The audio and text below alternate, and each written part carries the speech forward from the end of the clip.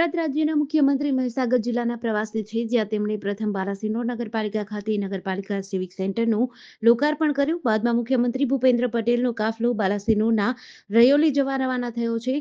CM રયોલી જતા રસ્તામાં બાલાસિનોરની નિર્મલ international school ખાતે રોકાયા અને પ્રોટોકોલ તોડી સીએમએ બાળકો સાથે સંવાદ કર્યો.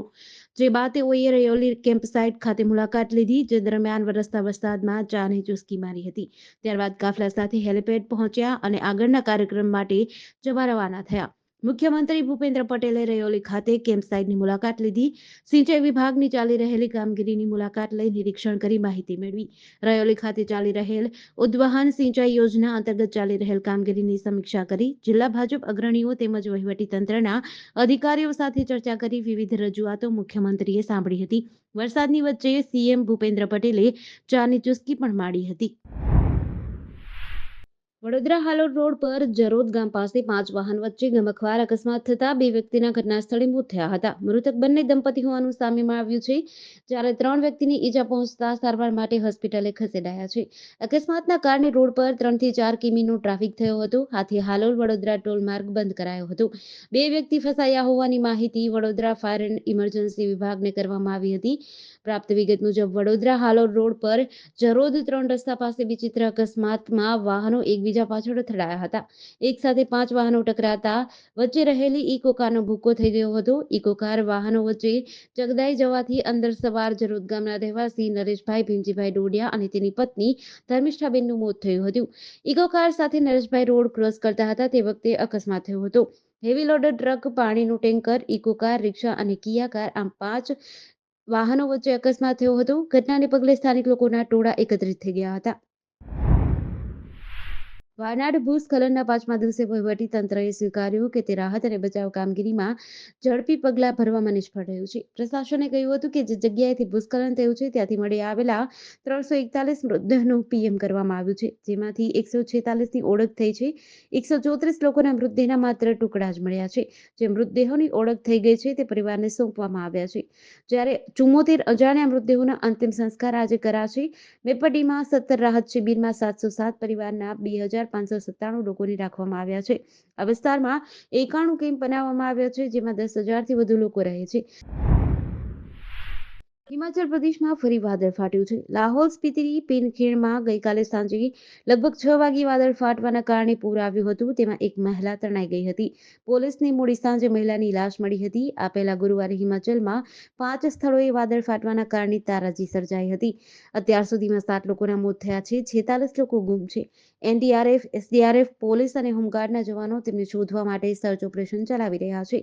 સર્ચ ઓપરેશનમાં ડ્રોનનો પણ ઉપયોગ થઈ રહ્યો છે. હવામાન વિભાગે શનિવારે મધ્યપ્રદેશ, છત્તીસગઢ, ઝારખંડ અને મહારાષ્ટ્રમાં ભારે વરસાદનું રેડ એલર્ટ આપ્યું છે. શુક્રવારે મધ્યપ્રદેશના અનેક જિલ્લાઓમાં પૂરની સ્થિતિ હતી. કોલાર, તવા, બરગી સહિત 9 મોટા ડેમના દરવાજા ખોલ્યા હતા. છત્તીસગઢના ધમતરીનો ગંગરેલ ડેમ 86% ભરાઈ ગયો છે. શુક્રવારે સિઝનમાં પ્રથમ વખત તમામ 14 દરવાજા અડધા કલાક માટે ખોલવામાં આવ્યા હતા. આ દરમિયાન મહાનદીમાં પૂર સામે પહોંચી વળવા માટે મોક ડ્રીલ પણ હાથ ધરાઈ હતી. હવામાન વિભાગે આગામી 24 કલાકમાં ઝારખંડમાં ભારે વરસાદની આગાહી કરી છે. શનિવારે સવારે આગ્રાના તાજમહેલમાં 2 યુવકોએ ગંગાજળ ચડાવ્યું હતું. ઓમ લખેલું સ્ટીકર પણ ચોંટાડ્યું. આનો વિડીયો બનાવ્યો. યુવક પાણીની બોટલ લઈને અંદર જઈ રહ્યો છે તે દેખાય છે.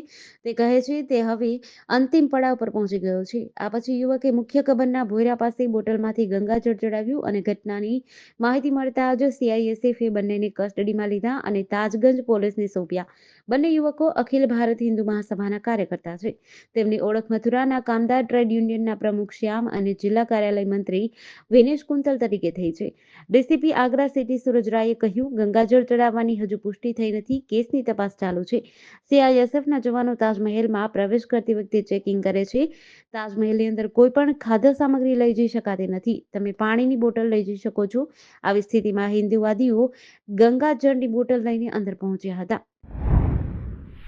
ગાંધીનગર રેન્જ વિસ્તારમાં છેલ્લા દોઢેક વર્ષથી ટુ વ્હીલર વાહનોની ચોરી કરીને સ્થાનિક પોલીસની ઊંઘ હરામ કરનાર માણસા તાલુકાના લોધરા ગામની ગેંગનો પર્દાફાશ કરી ગાંધીનગર લોકલ ક્રાઇમ બ્રાન્ચે 7,30,000ની કિંમતના વાહનો જપ્ત કરી ગાંધીનગર, મહેસાણા, સાબરકાંઠાના 22 ગુનાનો ભેદ ઉકેલ્યો છે.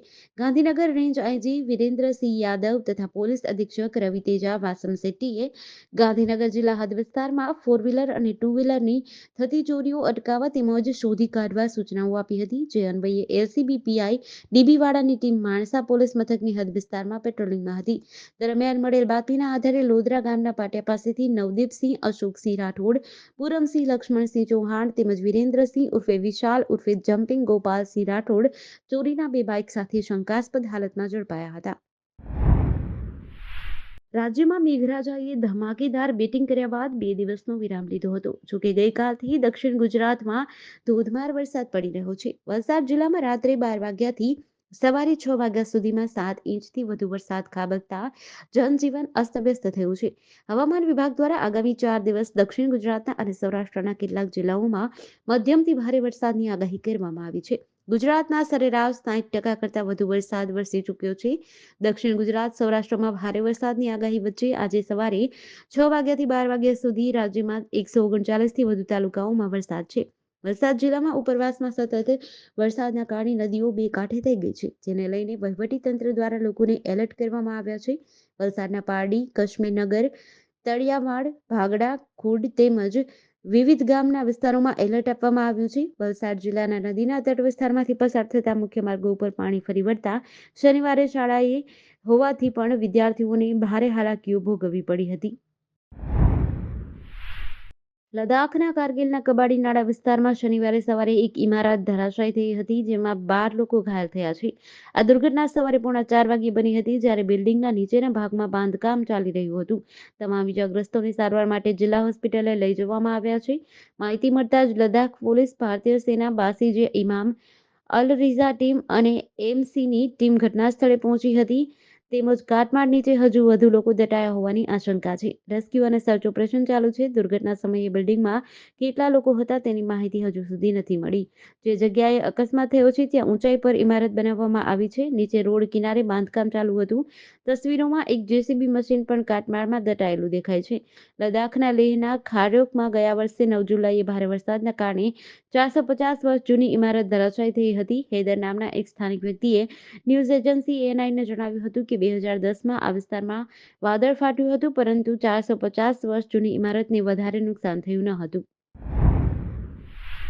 રાજકોટ જિલ્લાના આટકોટમાં આવેલી ડીબી પટેલ કન્યા છાત્રાલયમાં અભ્યાસ કરી ચૂકેલી વિદ્યાર્થિનીને ભાજપના આગેવાન અને કલરકામના કોન્ટ્રાક્ટરે પ્રેમ જાળમાં ફસાવી શૈક્ષણિક ધામમાં જ દુષ્કર્મ આચર્યું હતું. બાદમાં ઘટનાની ટ્રસ્ટીને જાણ થતાં આવું કૃત્ય અટકાવવાને બદલે વિદ્યાર્થિની પર તેણે પણ કુકર્મ આચર્યાની જિલ્લા પોલીસ વડા સમક્ષ અરજી થતાં પોલીસે ભાજપના જ 2 આગેવાન સામે ગુનો નોંધાવ્યો હતો. ગુનો નોંધાતા જ બંને આરોપી ભૂગર્ભમાં ઉતરી ગયા હતા અને રાજકોટ સેશન્સ કોર્ટમાં આગોતરા જામીન અરજી મૂકી હતી.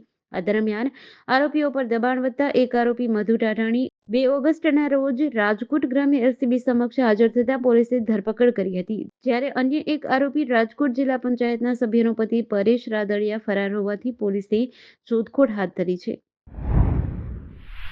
જૂનાગઢ અનુસૂચિત જાતિ સમાજના પ્રમુખના પુત્ર સંજય સોલંકીને ગત 31 મેની રાત્રે ગોંડલ ધારાસભ્યના પુત્ર દ્વારા જાનથી મારી નાખવાની કોશિશ કરી હતી. અપહરણ કર્યા બાદ ઢોર માર મારી જ્ઞાતિ પ્રત્યે અદ્ભુત કર્યાની ઘટના બની હતી, જેને મામલે જૂનાગઢ બી ડિવિઝન પોલીસે ધારાસભ્યના પુત્ર ગણેશ જાડેજા સહિત 11 ઇસમો વિરુદ્ધ અપહરણ, હત્યાની કોશિશ, એટ્રોસિટી એક્ટ મુજબનો ગુનો દાખલ કર્યો હતો.